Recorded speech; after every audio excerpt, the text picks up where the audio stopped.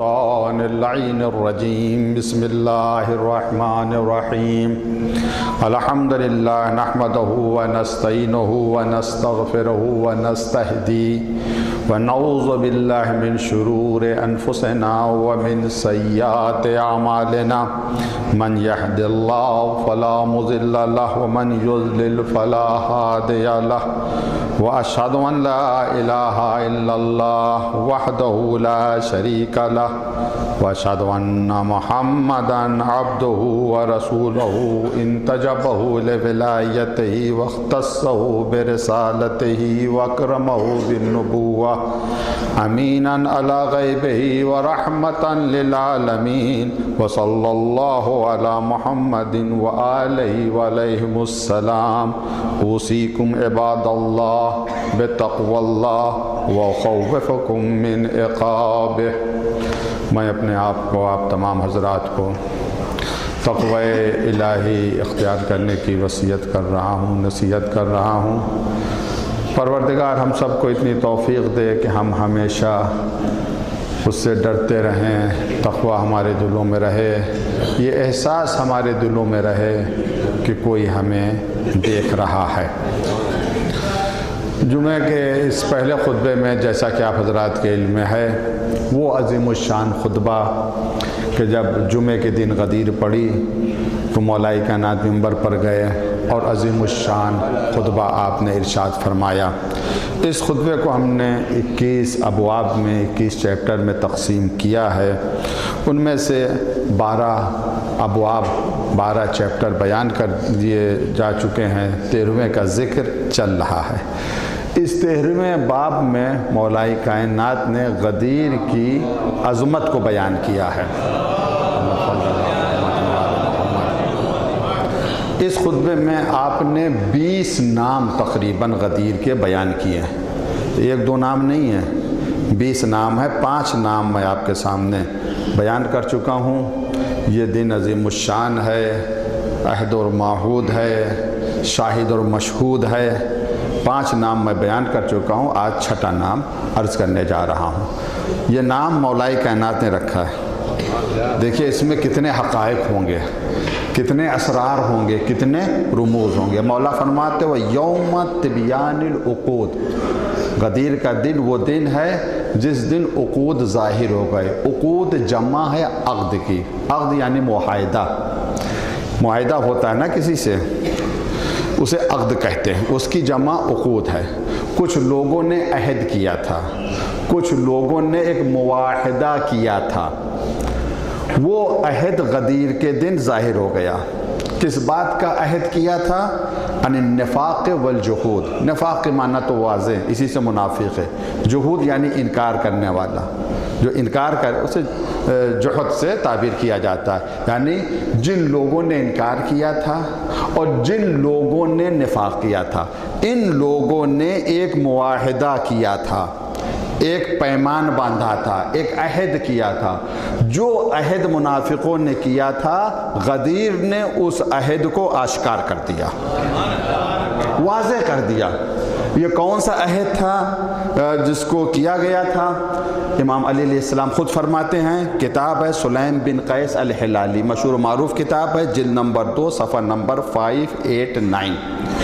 فقال لهم علی علیہ السلام، ان لوگوں سے یعنی جنہوں نے عہد کو توڑا تھا، ان سے مولائی کائنات فرماتے ہیں لقد وفیتم بصحیفتکم، تم نے اپنے صحیفے کے ساتھ وفاداری کی ہے۔ بریکٹ میں ہے الملعونہ، وہ صحیفہ جس پر اللہ نے لعنت بھیجی۔ جو صحیفہ ملعون، یعنی کچھ لوگ ہیں جو ملعون ہیں اور کچھ صحیفے ہیں، یعنی جس بات کے اوپر عہد کیا گیا تھا، اس عہد کو لکھا گیا تھا، اس تحریر کو صحیفہ ملعونہ کہتے ہیں۔ تم نے وفا کیا اپنے صحیفے کے ساتھ، وفا کیا تم نے۔ التی تعاقدتم علیہا فی الکعبہ، وہ صحیفہ جس کا معاہدہ تم نے کعبے میں کیا تھا۔ تاریخ میں سب کے نام بھی آئے ہیں، ہم یہاں نام نہیں بتائیں گے۔ کیا وہ عہد تھا، کیا پیمان تھا؟ کچھ لوگوں نے مل کر یہ عہد کیا تھا، तहरीरी शक्ल में बाकायदा। क्या अहद किया था? इन क़तल नऊज़ु बिल्लाह मिन ज़ालिक नक़्ल कुफ़्र कुफ़्र न बाशद इन क़तलल्लाहु मुहम्मदन औ माता। खुदा न करे, ये मैं अपनी तरफ से कह रहा हूँ, अगर अल्लाह मोहम्मद को कत्ल कर दे, यानी देखिए कैसा उनका अक़ीदा था नबी के बारे में, अगर अल्लाह मोहम्मद को कत्ल कर दे औ माता, या मोहम्मद मर जाएं, तो ये अम्र यानी खिलाफत कभी अहले बैत में हम जाने नहीं देंगे, इनके घर में हम नहीं जाने देंगे, इनसे हम इस ले लेंगे। मौला फरमाते हैं तुमने उसके साथ वफा की। अब वक्त नहीं है, सहीफ़े मलऊना के हवाले से अगर किसी को बहुत ज़्यादा मालूमात चाहिए तो बिहारुल अनवार जिल्द नंबर 28 में पेज नंबर 86 से लेके 111 तक डिटेल और तफसील से 10-15 पेज हैं, औराक़ हैं जिसमें सहीफ़े मलऊना के बारे में तफसीली अहादीस आपको मिल जाएंगे। ज़ाहिर सी बात है सब तुम नहीं बयान कर सकते हैं, एक दो की तरफ से भी इशारा करेंगे। एक मरतबा सल्लल्लाहु अलैहि मोहम्मद व आले मोहम्मद। जनाब हुज़ैफ़ा बहुत अज़ीम शान शख्सियत गुज़री है, सहाबी हैं, बीमार होते हैं, एक शख्स आता है, कई सवाल करता है, फिर कहता अब नहीं करूँगा, उनका नहीं करो, अब उसके अलावा तुम्हें ये फ़ुर्सत नहीं मिलेगी, तुम हमसे सवाल करो, क्योंकि बीमारी का वक्त था, उसी बीमारी में इनका इंतकाल हुआ। उस वक़्त जनाब हुज़ैफ़ा का खुलासा मैं अर्ज़ कर रहा हूँ, हदीस बहुत तुलानी है, खुलासा ही जनाब हुज़ैफ़ा कहते हैं इमाम अली का जो लक़ब या नाम अमीरुल मोमिनीन है ये किसी इंसान का दिया हुआ नहीं है, ये जिब्राइल का है, जिब्राइल का दिया, ये इंसान की दी नहीं है अमीरुल मोमिनीन। फिर एक रवायत नकल की जाती है, रवायत ये है कि जब कभी जनाब जिब्राइल पैगंबर के पास आते थे, या ज़्यादातर जब आते थे किसी इंसान की शक्ल में, तो पैगंबर के एक सहाबी थे दिहयतुल किल्बी, इनकी शक्ल में आते थे, इनकी सूरत में आते थे। तो पैगंबर बैठे हुए थे, पैगंबर मस्जिद में थे, पैगंबर का सर जनाब जिब्राइल यानी दिहयतुल किल्बी की आगोश में था, जो सहाबी थे उनकी आगोश में था। खैर तवील हदीस है, आखिर में इमाम अली अलैहिस्सलाम आते हैं, सलाम करते हैं, जब सलाम करते हैं तो दिहयतुल किल्बी जवाब देते हैं अलैकस्सलाम या अमीरुल मोमिनीन, ऐ मोमिनों के अमीर आप पर हमारा सलाम हो। उसके बाद इमाम अली बैठ जाते हैं तो दिहयतुल किल्बी कहते हैं अपने भाई का सर अपनी आगोश में लीजिए, आप इसके हकदार हैं। हर आगोश हकदार नहीं होती कि पैगंबर का सर मुबारक जो मासूम आगोश हो, आप इसके हकदार हैं चूँकि आप वज़ीर हैं। इमाम अली ने पैगंबर का सर दिहयतुल किल्बी की आगोश से लेकर अपनी आगोश में रखा, देह खुदा हाफिज़ कह के चले गए। पैगंबर की आँख खुली, हंसे मुस्कुराए, अली को देखा, अली अभी कौन गया है? का दिहयतुल किल्बी गए। अली दिहयतुल किल्बी नहीं थे, ये जिब्राइल अमीन थे। तो उम्मत जिसे अमीरुल मोमिनीन कहे वो और होता है, जिब्राइल जिसे अमीरुल मोमिनीन कह के सलाम करे वो गदीर का मौला होता है। अब उसके बाद गौर करें, मैंने कहा कि बहुत डिटेल तफसील के साथ है ये, वो उसका खुलासा मैं अर्ज़ कर रहा हूँ। पैगंबर घर में आए, आपको पता है कि पैगंबर ने अपने दिनों को बांट रखा था, मुख्तलिफ अज़वाज थी ना, दिनों को बाद किसी की नौबत थी, किसी की बारी थी, पैगंबर उसके यहाँ गए, इमाम अली आ गए, खलवत में ले गए, काफ़ी देर तक बातें होती रहीं। तो पैगंबर को टोका तो पैगंबर ने मुंह फेर लिया किसी की तरफ से, फिर कहा या रसूल अल्लाह आप क्यों इतनी बातें कर रहे हैं, एक राज है। बहुत इसरार किया तो पैगंबर ने बता दिया कि अल्लाह का ये हुक्म आया है कि मैं अपने बाद खिलाफत का ऐलान करूँ और मेरे बाद मेरा जानशीन अली बिन अबी तालिब होंगे। अब देखिए जनाब, अब मेरे पास जो है कोई लफ्ज़ नहीं है तो बहर अल्फाज बहुत, मैं तो मुझे ज़्यादा तो मालूमात नहीं है अदब के हवाले से, लेकिन शायद ये लफ्ज़ ज़्यादा मुनासिब हो कि घर का बेहदी लंका ढाए। तो ये राज जो है बता दिया जाकर, और जब राज लोगों तक पहुंच गया कि भैया ये अब अपने भाई की खिलाफत का ऐलान करेंगे, तो कुछ लोग जमा हुए काबे में, और काबे में जमा होने के बाद उन्होंने अहद किया कि जो कुछ भी हो जाए अम्र खिलाफत को इस घराने से लेना है, लेकिन अल्लाह जिसे अता करना चाहे, अल्लाह की अता को दुनिया की ताकत छीन नहीं सकती है, लाख दुनिया कोशिश करे। अब आप देखें गदीर का दिन मौला ने क्या फरमाया, हाज़िर ये आज का दिन तिबियान है, जाहिर कर रहा है। किसे जाहिर किया? उस अहद को उस सहीफ़े मलऊना को छुप कर जो लिखा गया था, गदीर ने उसे ज़ाहिर कर दिया, पर्दा हटा दिया। उसके बाद 7वां जुमला या 7वां नाम जो इमाम अली अलैहिस्सलाम ने गदीर का रखा है। सलवात पढ़ें तो बावाज़ बुलंद पढ़ें।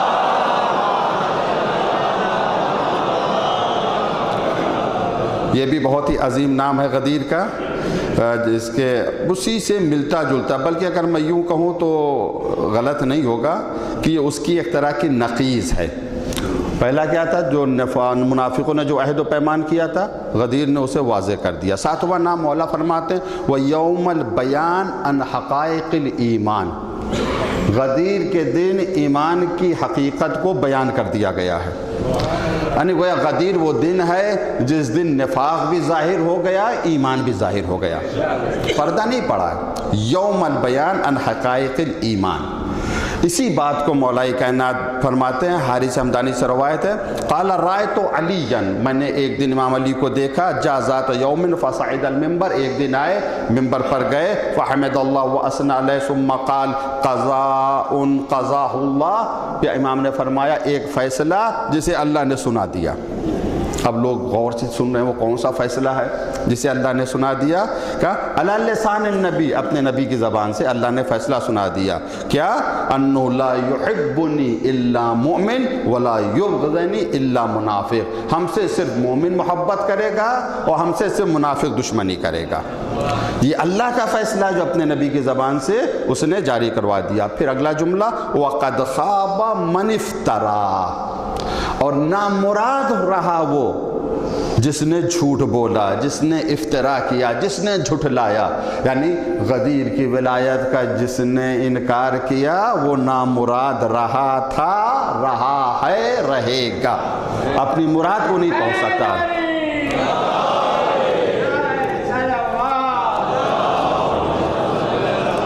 वक्त नहीं है। 8वां नाम इमाम अली गदीर का जो 8वां नाम रख रहे हैं वो भी बहुत ही अजीम नाम है। मौला फरमाते यौम दहर शैतान, गदीर का दिन वो दिन है जिस दिन शैतान को धुतकारा गया था, भगाया गया था, धुतकारा गया था, यानी गदीर से शैतान को भगाया गया था। शैतान 2 तरह के होते हैं, एक इब्लीस की औलाद और एक इंसानी शक्ल में, सूरत इंसानों की मगर सिफात शैतानों वाले।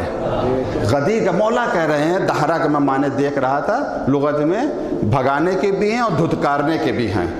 भगाने और धुतकारने में फ़र्क है। आप किसी को भगा दें, हो सकता ज़िल्लत है उसकी मगर ज़्यादा ज़िल्लत नहीं है, लेकिन अगर धुतकारें तो बहुत ज़्यादा ज़लील।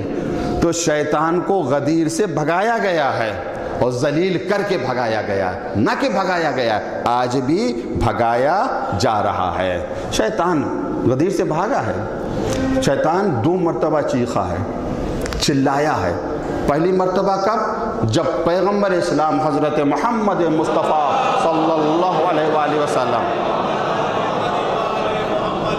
आप पर जब पहली वही नाजिल होती है गार हिरा में, इमाम अली भी वहाँ मौजूद हैं। लक़द समिअतु रिन्नत शैतान हीना नज़ल वही, जब वही नाजिल हुई तो शैतान की चीख की आवाज़ सुनी। फ़क़ुल्तु या रसूल अल्लाह, इमाम अली फरमाते हैं मैंने अल्लाह के रसूल से कहा, ए अल्लाह के रसूल ये कैसी आवाज़ है, ये किसके चीखने की आवाज़ है।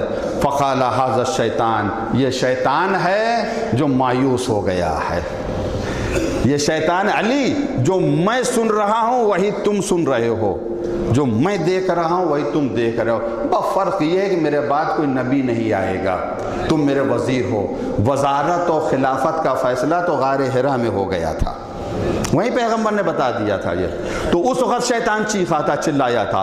और गदीर में जब पैगम्बर इस्लाम ने कहा मन कुन्तु मौला फ़हाज़ा अलीयुल मौला, तो कुरान ने कहा अल यौमा यइसल लज़ीना कफ़रू मिन दीनिकुम, आज काफिर तुम्हारे दीन से मायूस हो गए। गदीर के दिन शैतान मायूस हो गया, और जब पहली वही नाजिल हुई उस दिन भी शैतान मायूस हो गया।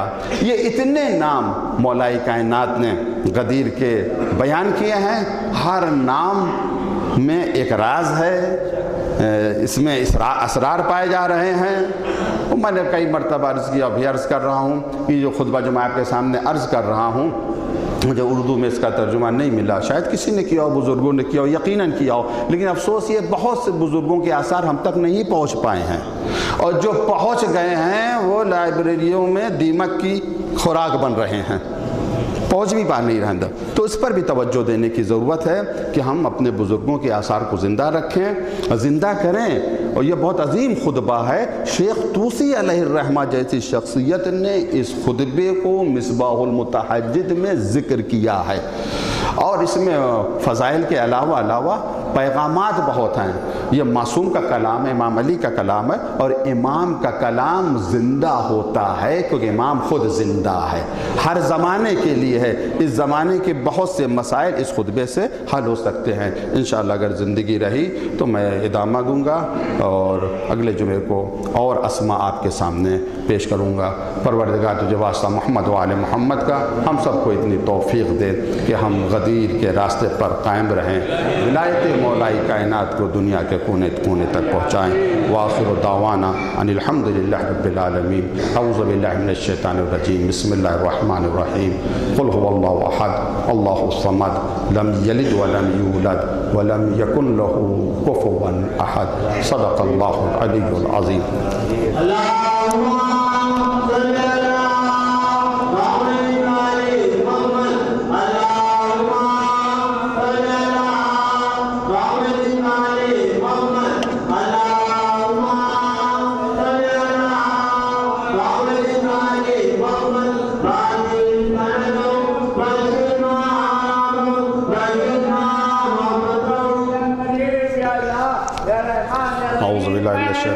بسم اللہ الرحمن الرحیم۔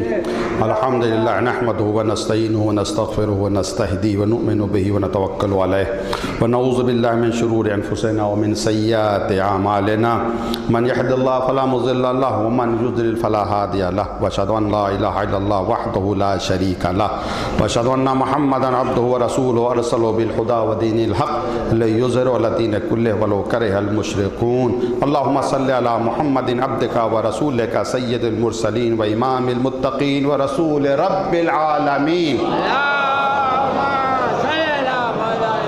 اللہم صلی علی امیر المؤمنین وسیع رسول رب العالمین عبدک و ولیک و اخی رسولک و حجتک علی خلقک و آیتک الکبری و نبع العظیم۔ وصلی علی صدیقۃ الطاہرہ فاطمہ سیدۃ النساء العالمین۔ وصلی علی سبطِ الرحمہ و امام الہدی الحسن والحسین سید شباب اہل الجنہ۔ وصلی علی ائمۃ المسلمین علی بن الحسین و محمد بن علی و جعفر بن محمد الصادق المصدق و موسیٰ بن جعفر الکاظم وعلی بن موسیٰ الرضا المرتضی و محمد بن علی الجواد التقی وعلی بن محمد النقی والحسن بن علی العسکری وخلف الحادی المہدی وججک علی خلقک علی عبادک و امنائک فی بلادک صلاۃ کثیرہ دائمہ۔ اوصیکم عباد اللہ بتقوی اللہ۔ اس خطبے میں میں اپنے آپ کو، آپ تمام حضرات کو تقوی الہی اختیار کرنے کی نصیحت کرتا ہوں۔ پروردگار اس عالم میں ہم موت آئے کہ جب ہمارے دلوں میں، ہماری زبان سے، ہمارے اعمال سے تقوی کا اظہار ہوتا رہے، ہم تیری اطاعت میں رہیں۔ اس خطبے میں کچھ بہت ہی اہم موضوعات ہیں جن کے بارے میں کچھ معروضات آپ کے سامنے عرض کرنا ہے۔ سب سے پہلی بات یہ ہے کہ جیسا کہ آپ کے علم ہے کہ یہ جمادی الثانی کا مہینہ یہ جناب سید سلام اللہ علیہ کا مہینہ ہے، شہادت بھی اسی مہینے میں، ولادت بھی اسی مہینے میں۔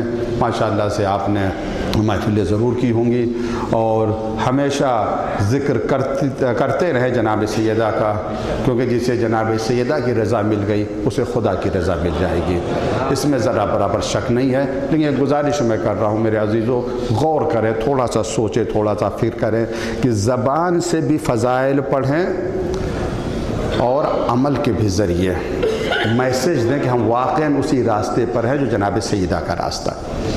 تبرہ کرتے ہیں، جناب سیدہ سلام اللہ علیہ کے دشمنوں پر لعنت بھیجتے ہیں، بے شک لعنت بھیجیں۔ کیوں لعنت بھیجتے ہیں؟ کیونکہ حق سیدہ کھایا ہے، اس وجہ سے ملعون ہے۔ باغ فدق کو کھایا ہے، اس وجہ سے ملعون۔ جو حق زہرہ کو کھائے وہ ملعون ہے کہ نہیں ہے؟ ہم اپنے گریبان میں منہ جھانک کر دیکھیں، حق زہرہ تو نہیں کھا رہے ہیں۔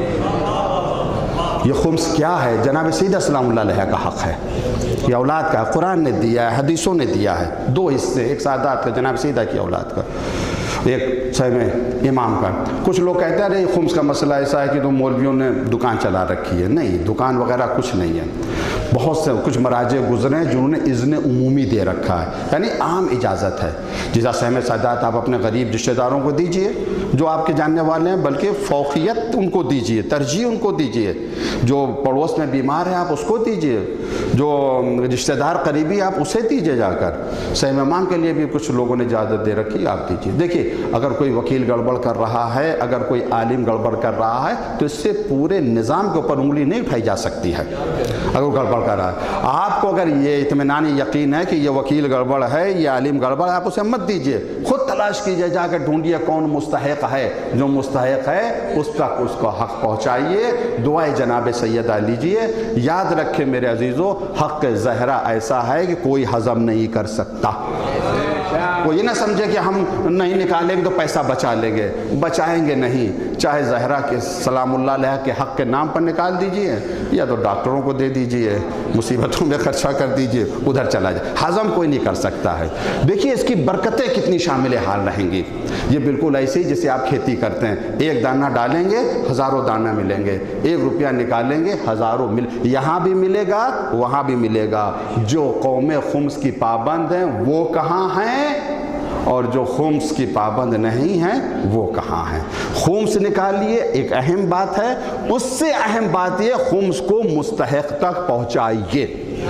کسی کے اوپر بھی آنکھ بند کر کے آپ بھروسہ مت کریں، یقین جہاں ہو وہیں کے اوپر صرف کریں۔ ایک تو یہ، دوسرے دسترخوان بھی ہے ماشاءاللہ سے، اور بہرحال کھانے پینے کے تو بہانے ہیں، مگر غور کرنے کی ضرورت یہ ہے یہ بہانے بزرگوں نے کیوں ایجاد کیے ہیں؟ کوئی نہ کوئی ریزن رہا ہوگا۔ کھانے کے بڑے شوقین تھے، یا اس کے پیچھے کوئی ایک سبب ہے، کوئی ریزن ہے؟ نہیں، ریزن ہے، اسلام کی پہلی دعوت کھانے سے ہوئی ہے۔ اگر کھانے میں اثر نہ ہوتا تو دعوت کیوں کرتے پیغمبر؟ کوئی آتا ہی نہیں، تو کھانے میں تو اثر ہے۔ تو بزرگوں کا اس کو آگے بڑھاؤ، اہل بیت کے نام بڑھاؤ۔ مقصد کیا ہے؟ وقت زیادہ نہیں ہے، میں صرف اشارہ کروں گا۔ ماشاءاللہ سے ہمارا مجمع بہت ہی زیادہ فہیم مجمع ہے، بعض اشاروں میں سمجھ لیتے ہیں ماشاءاللہ سے۔ 3 دن تک مسکینوں، اسیر و یتیم کو کھانا کھلایا اہل بیت نے۔ یطعمون الطعام علی حب مسکینا و یتیما و اسیرا انما نطعمکم لوجہ اللہ لا نرید منکم جزاء ولا شکورا۔ یہ ان کے دل کی آواز تھی جسے قرآن نے الفاظ کی شکل میں ڈھال دیا۔ زبان سے انہوں نے نہیں کہا تھا، نہیں ہم تمہیں کھانا کھلا رہے ہیں، تمہاری جزا کی امید نہیں ہے کہ تم ہمارا شکریہ ادا کرو، ہم تو اللہ کے لیے کھلا رہے ہیں۔ اچھا کسے کھانا کھلایا؟ آپ ہزاروں مرتبہ آپ نے سنا ہوگا سورہ دہر کے حوالے سے۔ امام حسین بیمار پڑے، نظر کی اور روزے رکھے، جیسے افطار کا وقت آیا یطعمون الطعام علی حب مسکینا، ایک مسکین آ گیا، روٹی دے دی گئی، پانی سے افطار کیا۔ یتیم آیا دوسرے دن، اسیر آیا۔ مسکین تو شاید مسلمان رہا ہوگا مسلمان، یتیم بھی مسلمان ہو، لیکن مدینے میں اسیر یعنی قیدی، جو قید خانے میں ہو، وہ قیدی کون مسلمان تھا؟ مدینے میں تو کوئی مسلمان نہیں تھا، مدینے میں تو کوئی جیل بھی نہیں تھی اس زمانے میں، تو یہ قیدی کون سے تھا؟ کفار والے جب کہ گرفتار ہوتے تھے، اریسٹ ہوتے تھے، تو اب قید خانہ تو نہیں تھا مدینے میں کہ ان کو قید خانے میں بند کر دیا جائے، قید خانہ تو بعد میں بنا۔ تو پیغمبر مسلمانوں کو بانٹ دیتے تھے، یہ قیدی تمہارے پاس، یہ وہ سب کافر ہوتے تھے، مشرک ہوتے تھے، ان کا خیال رکھنا، ان کو جب نہ ہو تو ان کو بھوکا نہ رکھنا۔ تو کبھی کسی صحابی کے پاس کوئی اگر اسیر کافر ہوتا تھا، اس کے پاس نہیں ہوتا تھا تو کبھی خود مانگ کے لاتا تھا، کبھی اسیر سے کہہ دیتا تھا اس در پہ چلے جاؤ۔ اور مدینے میں ایک در ایسا تھا جہاں سے کوئی فقیر کبھی خالی ہاتھ واپس نہیں آیا۔ آپ تفسیر نمونہ اس کا اردو میں ترجمہ ہو چکا ہے، اس وجہ سے میں اس کا حوالہ دے رہا ہوں، اور بھی تفاسیر کتاب میں اردو میں اس کا ترجمہ ہوا، اس وجہ سے آیت اللہ آغا ناصر مکارم شیرازی صاحب کی زیر سرپرستی یہ کتاب لکھی گئی تفسیر کی۔ آپ فرماتے ہیں جو اسیر تھا وہ غیر مسلم تھا، مسلمان نہیں تھا۔ جو قیدی غیر مسلم تھا، تو اہل بیت جب کھلاتے ہیں تو ایمان نہیں دیکھتے ہیں، مذہب نہیں دیکھتے ہیں، دھرم نہیں دیکھتے ہیں، عقیدہ نہیں دیکھتے ہیں، وہ مظلومیت دیکھتے ہیں، وہ لاچاری دیکھتے ہیں، وہ ضرورت دیکھتے ہیں. یہ انسان ہے، اس کی تم مدد کرو. اب آئیے، یہ دسترخوان ہو یا 22 رجب آ رہا، بزرگوں نے کیوں شروع کیا یہ سسٹم؟ کھانے میں بڑی طاقت ہوتی ہے. کھانے جب دسترخوان بچھاؤ گے تو اپنے بھی آئیں گے، غیر بھی آئیں گے، اور جب غیر آئیں گے تو پیغام لے کر جائیں گے. ہماری بات یہ، روح کو تو ہم نے نکال دیا، جسم لے کر بیٹھ گئے ہیں. جن کے لیے سب کچھ کیا گیا تھا وہ تو آتے نہیں، خود ہی کھاتے ہیں، خود ہی کھلاتے ہیں.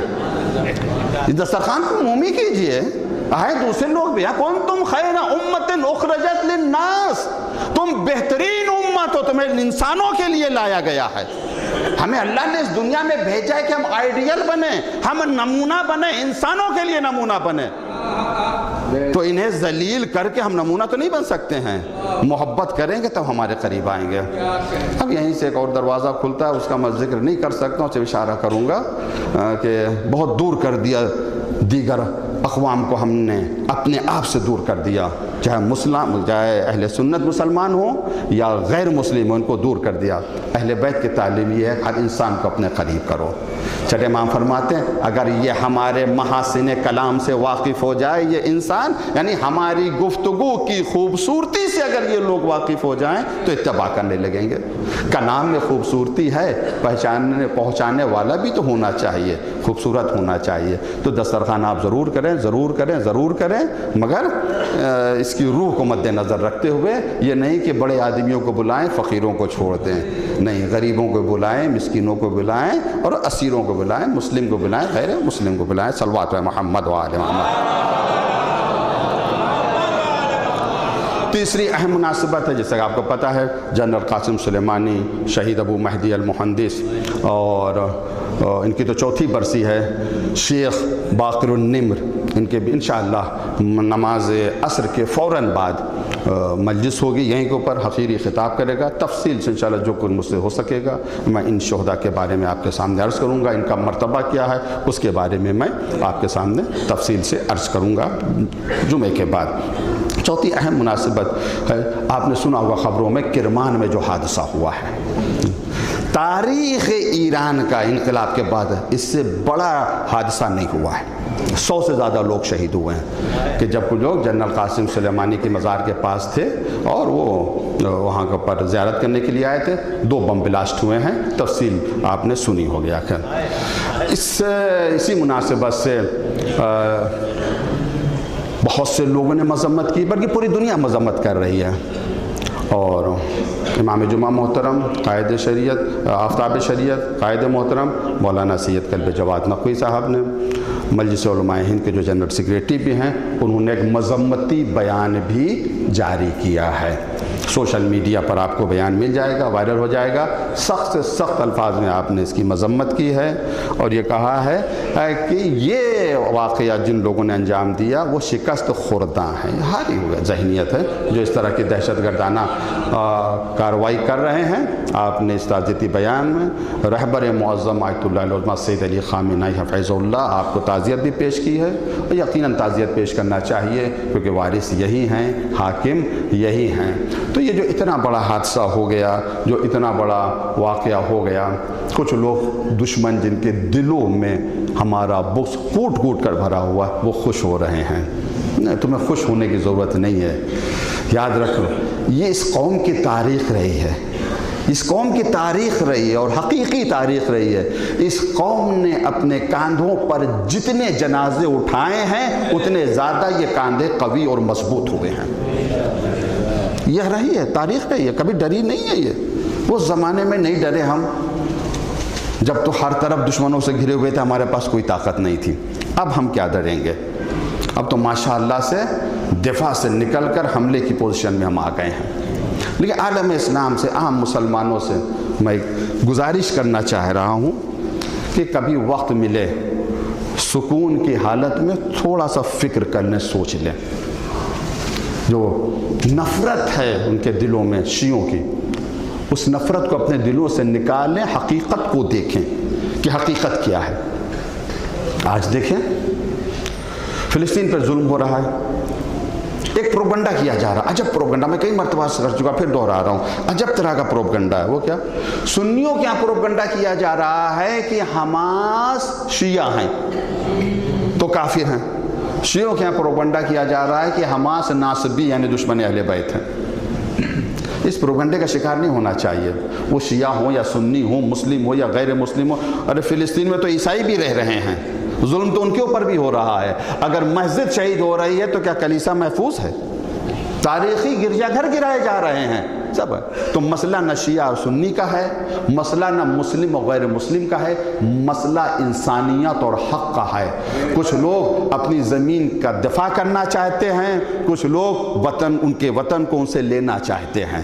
جو لینا چاہتے ہیں ان کے پاس طاقت ہے، لیکن صرف طاقت ہی ہے۔ آج ہم دیکھ رہے ہیں ہر طرف سے مقاومت ہے، حماس مقاومت کر رہا ہے، حزب اللہ مقاومت کر رہی ہے، یمن میں حوثی مقاومت کر رہے ہیں، عراق میں حشد الشعبی کر رہے ہیں۔ یہ سب کیا ہیں؟ میں کئی مرتبہ کہہ چکا ہوں، آج بھی کہہ رہا ہوں، یہ سب یا شیعہ ہیں یا شیعوں سے متاثر ہیں۔ یہ سب شیعہ ہیں یا شیعوں سے متاثر ہیں۔ باقی جو بڑے بڑے بادشاہ و حکمران جن کے پاس دولت کا انبار لگا ہوا ہے، وہ سب نئے سال کی خوشیاں منا رہے ہیں۔ غزہ میں یتیموں کو روٹی نہیں مل رہی ہے، جو شہید ہو گئے انہیں کفن نہیں مل رہا ہے، اور یہ لوگ نئے سال کی خوشیاں منا رہے ہیں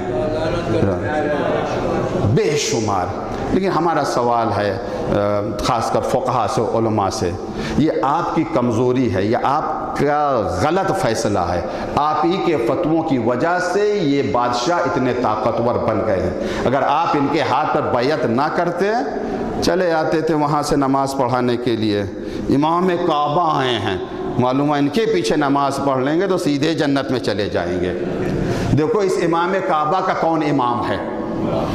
یہ ہمارا امام ایسا ہے جس کا امام زمانہ ہے، باقی جتنے بھی امام ہیں کون ان کا امام ہے؟ آؤ آنکھیں کھولو، ان کی حمایت کم کرو، ان کی حمایت کم کرو، آؤ تھوڑا سا غور کرو، سبھی ہیں۔ اچھا یہ چھوٹی سی قوم ہے مگر ڈرتی نہیں ہے، اسی دیکھیں ڈرا رہے ہیں، ہم حملہ کر دیں گے، ہم تمہیں تباہ کر دیں گے، تو یہ اسی کہتے ہیں آؤ تو ہم تو تمہارا انتظار کر رہے ہیں۔ جس قوم نے کربلا سے درس لیا ہے اسے سلیقہ آتا ہے موت کو ہرانے کا۔ موت ہی سب سے بڑا خوف ہے، موت ہی سب سے بڑا ڈر ہے، اور جب یہی نکل کے آؤ، آج جو نعرہ دے رہے ہیں وہ کیا؟ النصر ام شہادہ، یا تو فتح یا شہادت، تیسرا تو کوئی ہے ہی نہیں ہمارے پاس۔ اتنا لڑیں گے کہ اپنا وطن لے لیں گے، ہم فاتح بنیں گے، اسرائیل کو نیست و نابود کر دیں گے، نہیں کر سکتے ہیں تو شہید تو ہو ہی جائیں گے۔ دونوں حالتوں میں ہمیں کامیابی ملے گی، اس حالت میں بھی اور اس حالت میں بھی۔ ہماری کیا ذمہ داری ہے؟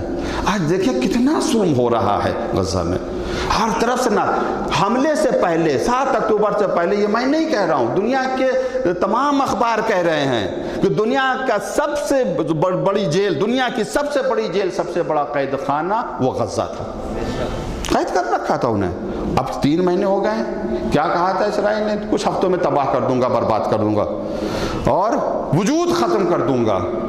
ان کا تو وجود ختم نہیں کر پائے، اپنا وجود خود ختم کر رہے ہیں۔ انشاءاللہ ختم ہوں گے، یہ یقین ہے ہمیں، اس میں کوئی شک نہیں ہے۔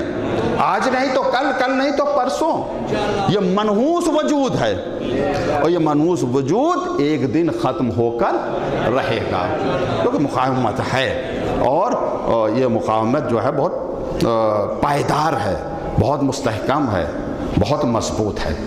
ان کو کیوں شکست ملے گی؟ ظاہر سی بات سبھی خطبہ سن رہے ہیں، اپنے بھی ہوں گے، غیر بھی ہوں گے، میں ان کے لیے عرض کر رہا ہوں۔ کیوں شکست ملی؟ اسرائیل کو کیوں شکست ملی؟ حزب اللہ کو کیوں فتح ملی؟ 2 چیزیں ہیں، ایک طاقت ہے، ایک حکمت ہے، 2 چیزیں۔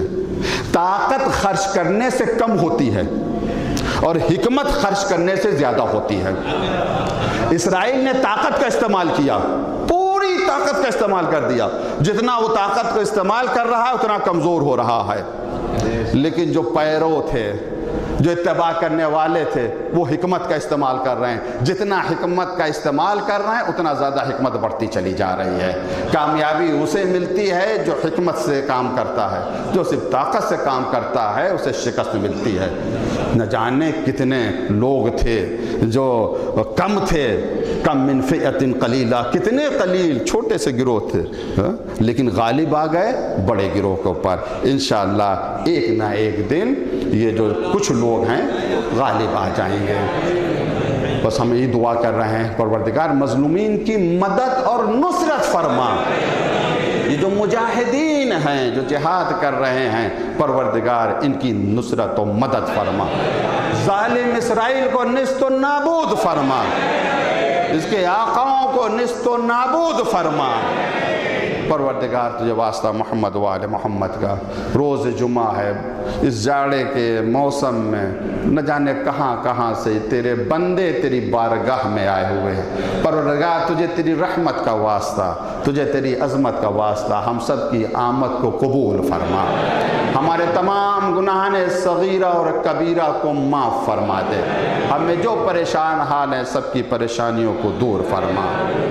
جو بے اولاد ہیں انہیں اولاد عطا فرما. ہم سب کے عمر میں رزق میں برکت عطا فرما. ہمارے ملک میں امن و امان کا ماحول ہمیشہ باقی رکھے. ہم سب کے دلوں میں محبت رہے. نفرتوں کو ہمارے دلوں سے دور فرما. علماء حقہ کی حفاظت فرما. جو لوگ شہید ہوئے ہیں خاص کر کرمان میں جو شہید ہوئے پروردگار ان کو شہدائے کربلا کے ساتھ محشور فرما. امام زمانہ کے ظہور میں تاجیل فرما. ہمیں اتنی توفیق دے کہ ہم اپنے امام کو پہچان سکیں اور ان کی اطاعت کر سکیں. اللہم تقبل منا انک انت السمیع العلیم. والسلام علیکم ورحمۃ اللہ وبرکاتہ.